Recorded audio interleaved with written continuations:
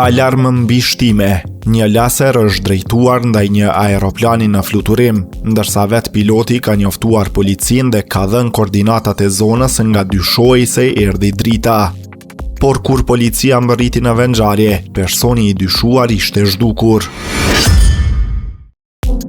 Një incident i rrezikshëm është raportuar mbrëmjen e së shtunës në Shtime, ku një person ende i pa identifikuar dyshohet se ka drejtuar laser në drejtim të një aeroplani në fluturim. Rasti ka ndodhur më 8 gusht rreth orës 23:30 në zonën e rrugës Komandant Kumanova, pranë liçenit të mjellmave. Sipas raportimeve, vetë piloti ka njoftuar policin, duke dhënë edhe koordinatat e zonës nga dyshoi se ishte drejtuar drita.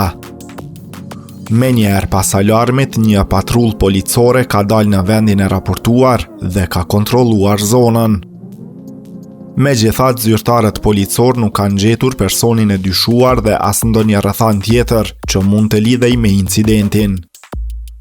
Për rastin është njoftuar prokurori kujdestar, ndërsa lënda i është kaluar njësive hetimore për procedura të mëtejshme.